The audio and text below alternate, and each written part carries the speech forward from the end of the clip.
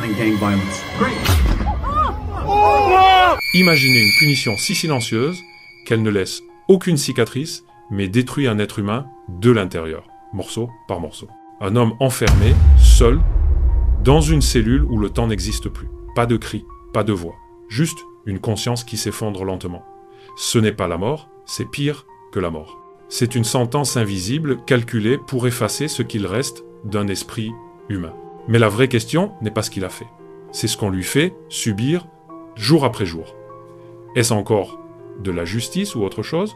Bien plus sombre. Regarde jusqu'à la fin, car ce que vous allez découvrir pourrait bien changer votre vision de la justice à jamais.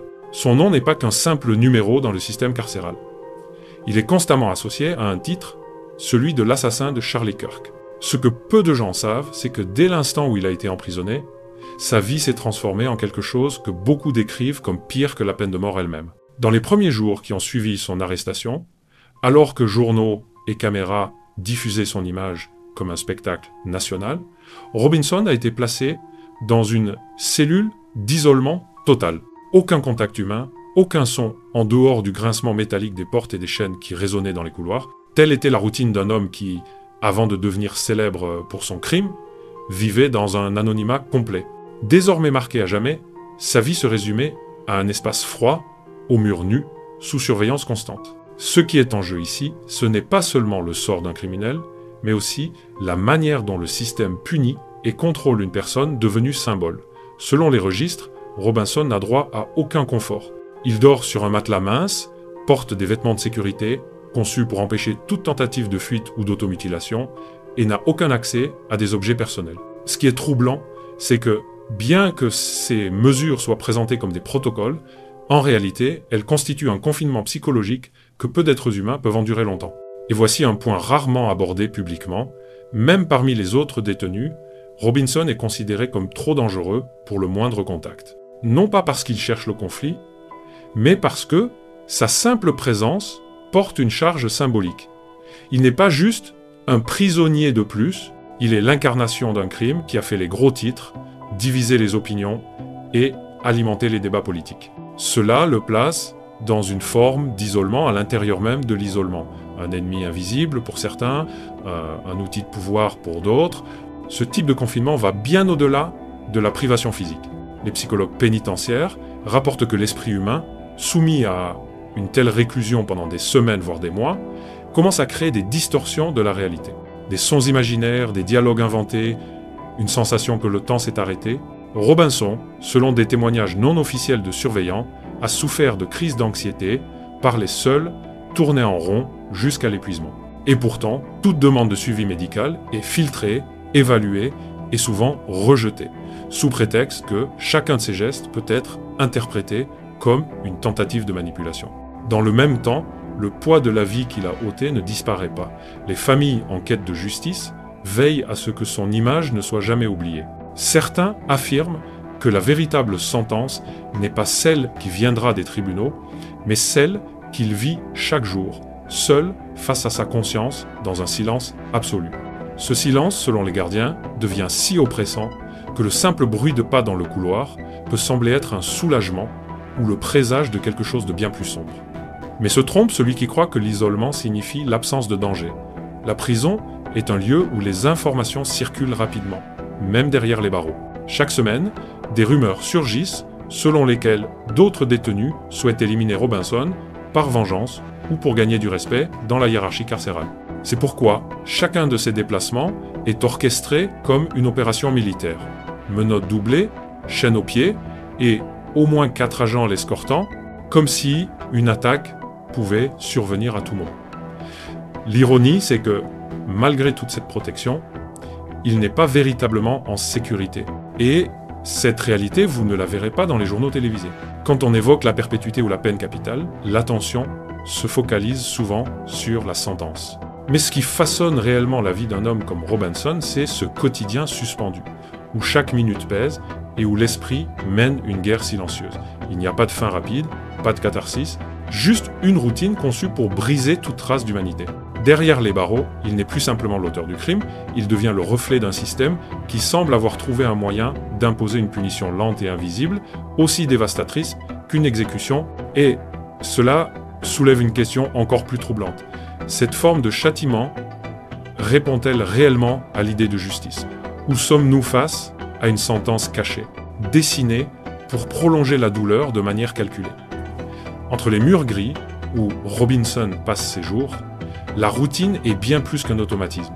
C'est un laboratoire cruel où chaque détail semble minutieusement calibré pour user l'esprit du détenu jusqu'à l'épuisement. La prison ne se contente pas de retirer la liberté. Elle crée une nouvelle réalité, et pour Robinson, cette réalité est faite de surveillance constante, d'absence de contact humain et d'un sentiment croissant d'être devenu un sujet d'expérimentation silencieuse. Le matin, lorsque la petite trappe de sa porte métallique s'ouvre, le plateau repas entre sans un mot. Aucun contact visuel, les gardiens évitent de croiser son regard, non pas par peur, mais parce que le manuel interne recommande une distance absolue. Il mange rapidement, non pas parce que la nourriture est appétissante, mais parce qu'il sait que, s'il tarde, le plateau sera retiré sans avertissement. Et dans cet environnement, chaque calorie est un carburant, non seulement pour le corps, mais pour l'esprit qui lutte contre l'effondrement. Les heures suivantes sont remplies par le vide. Robinson n'a pas accès aux journaux, à la télévision, ni à la radio. Toute information venant de l'extérieur est filtrée. Il vit entouré de murs qui ne se contentent pas de l'enfermer, mais qui réduisent au silence le monde entier. Les seuls sons qui lui parviennent sont le cliquetis rythmique des portes qui se ferment, les pas qui s'approchent puis disparaissent, et parfois les cris d'autres détenus déchirant la nuit. Ces cris révèlent une vérité cachée. La prison est un lieu où l'esprit humain est lentement broyé. Et Robinson n'est qu'un rouage de plus dans ce mécanisme. Derrière ce silence se cache un détail encore plus inquiétant. Des documents internes, jamais rendus publics, indiquent qu'il est classé comme « of interest », un terme qui signifie que sa routine est surveillée non seulement par la direction de la prison, mais aussi par des agences extérieures. En d'autres termes, Robinson est observé de près, non seulement comme criminel, mais comme pièce politique.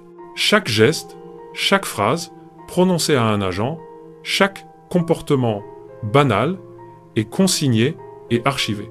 Le poids d'être constamment épié transforme les gestes les plus simples en actes de paranoïa. Boire de l'eau, dormir, marcher en rond, tout semble porteur d'un sens caché. C'est à ce stade que la solitude devient encore plus dangereuse, le contact avec sa propre pensée. Des psychologues ayant étudié des prisonniers dans des conditions semblables rapportent que l'isolement extrême provoque des effets dévastateurs. Perte de la notion du temps, hallucinations auditives, anxiété chronique, et même des épisodes de dépersonnalisation lorsque l'individu cesse de se reconnaître comme réel. Robinson, selon des témoignages non officiels de personnel, a déjà passé des journées entières dans un silence absolu, suivi de nuits où il parlait tout seul, comme s'il se trouvait dans une salle remplie de personnes invisibles. Pour un observateur extérieur, ce sont des signes clairs d'un esprit en train de se fragmenter. En même temps, un autre facteur rend sa vie encore plus insupportable. La perception d'une vulnérabilité permanente. Malgré l'isolement, les rumeurs circulent dans les couloirs. Les autres détenus savent qui il est, ce qu'il a fait, et surtout ce que représente symboliquement l'attaque contre un prisonnier célèbre. C'est pourquoi chaque transfert d'un bloc à un autre se fait sous escorte armée, menottes aux poignets et aux chevilles, comme s'il se dirigeait vers un peloton d'exécution. L'ironie, c'est que cette protection ne garantit pas la sécurité. Beaucoup ont déjà dit que si un jour une attaque devait se produire, ce serait, dans sa propre cellule, l'endroit même censé le protéger. Pendant ce temps, dehors, la vie continue. Les familles affectées par le crime réclament justice, tandis que des sympathisants radicaux le considèrent comme un instrument pour des causes plus larges. Cette pression externe l'atteint indirectement. Les agents rapportent que les lettres envoyées à Robinson sont soigneusement censurées, souvent bloquées avant même d'arriver jusqu'à lui. Toute mention du dossier, tout mot pouvant être interprété comme un message codé, est supprimé. Le résultat, c'est un homme qui ignore ce qu'on pense réellement de lui dehors, mais qui ressent le poids d'une société divisée sur ses épaules. C'est dans ce contexte que la notion de pire que la peine de mort prend tout son sens. Il n'y a pas de date finale, pas de point de conclusion. Chaque matin marque la répétition d'un cycle interminable. repas insipide, isolement, surveillance et silence. La mort, dans sa brutalité, est définitive. La vie que mène Robinson est une forme d'exécution fragmentée, appliquée jour après jour, sans pause, sans répit. Il ignore quand ou si cela prendra fin. Et voici le détail le plus perturbant. Pour beaucoup, c'est peu être la véritable punition. Une peine invisible, conçue non pour abréger la vie d'un seul coup, mais pour la détruire par morceaux, lentement, jusqu'à ce qu'il ne reste plus qu'une ombre de ce qu'il était. Le public, habitué à raisonner en termes de sentence, ne réalise que rarement qu'il existe une réalité entre les lignes de la loi. Une réalité qui transforme la prison en un mécanisme d'usure calculé, mais l'histoire ne s'arrête pas là. Ce qui rend vraiment le destin de Robinson encore plus sombre n'est pas seulement l'isolement étouffant du quotidien, mais les coulisses cachées, les secrets que peu connaissent, les contradictions d'un système qui, au lieu d'appliquer simplement la justice, semble jouer avec la frontière entre punition et torture psychologique. Ce qui distingue la vie de Robinson derrière les barreaux de n'importe quelle autre condamnation n'est pas seulement l'isolement physique, mais la manière dont chaque détail semble calculé pour lui rappeler, jour après jour, qu'il n'aura jamais de paix. Il n'y a aucune perspective claire d'avenir, seulement la sensation que le temps s'étire comme une peine invisible, plus lourde que n'importe quelle exécution. Dans les faits, Robinson vit un paradoxe. Il est protégé pour ne pas être attaqué, mais cette même protection fait de lui une cible constante de ressentiment. Gardiens, autres détenus, même les employés administratifs savent qu'il bénéficie de conditions spéciales. Ce ne sont pas des privilèges, mais ils en ont l'apparence. Cellules surveillées, 24 heures sur 24, contrôle strict de l'alimentation, visites réduites et protocoles de sécurité doublés. Chacune de ces mesures a un objectif officiel, garantir son intégrité physique. Mais elles produisent l'effet inverse. Elles l'isolent et le stigmatisent encore plus. Le poids symbolique de cet isolement dépasse la simple question de sécurité. À l'intérieur de la prison, la réputation est une monnaie d'échange. Ceux qui ont des alliés survivent. Ceux qui disposent d'un réseau peuvent obtenir un minimum de soutien. Robinson, lui, n'a personne. Il n'appartient à aucune bande, n'est associé à aucune faction et n'entre dans aucune dynamique collective. Il est l'homme seul, une condition perçue comme la plus vulnérable et en même temps la plus insupportable. C'est là que l'on comprend que le châtiment ne réside pas seulement dans la privation de liberté, mais dans le fait de le laisser à la merci d'un vide qui le consume peu à peu. Pendant que le système judiciaire américain s'enlise, le temps devient son véritable bourreau. Chaque audience reportée, chaque recours déposé, chaque décision judiciaire qui tarde des mois signifie plus de temps dans ce limbo. Robinson ne sait pas si il fera face à la peine de mort, s'il passera le reste de sa vie en prison ou si une volte-face inattendue surviendra. Cette indétermination est, pour de nombreux spécialistes, le pire type de torture psychologique. L'attente interminable peut ronger même les individus les plus résistants. Un détail attire l'attention. Robinson a un accès restreint aux interactions extérieures.